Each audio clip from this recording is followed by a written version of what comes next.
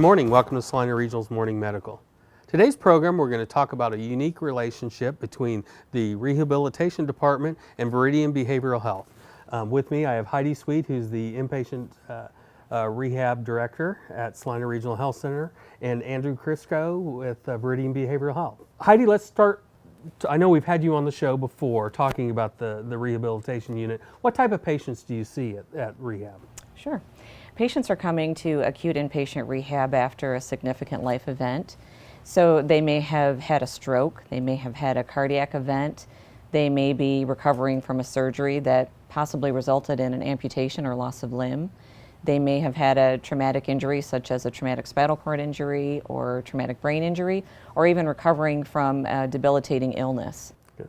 The emotional trauma is where you come in. Yeah, so a lot of the people that come in that I will meet with really just have difficulty adjusting to the change in circumstance and this feeling of vulnerability. So really trying to help normalize some of the process and help them to express some of their emotions. Andrew, let's talk about the link between the emotional and physical healing. Yeah, I mean, so we just know that it's all related, physical and emotional self, and spiritual self. So when people are in a better position mentally to deal with some of the challenges, they're more motivated to work harder, and we just see that they recover a little bit faster.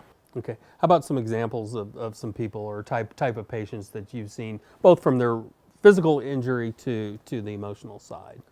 I think one good example was a young male who came in who had sustained a lot of physical injuries, a lot of broken bones. When he first came in, there was a lot of emotional lability, so his emotions would switch pretty rapidly, easily emotionally charged. And so with speaking with him, helping to kind of normalize some of the situation, some of his fears and anxieties, he really became a lot more comfortable opening up and becoming vulnerable with staff, and therefore being able to make his needs known.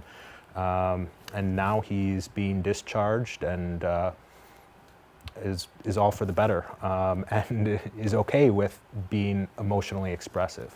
And I'll add that I would think that made all the difference in his recovery. Right, on it the physical certainly side. did, absolutely, Okay. absolutely. Okay. Like I started out the conversations talking about a unique relationship, and it certainly is, so thank you very much. For more information, please visit srhc.com, like us on Facebook, and follow us on Twitter.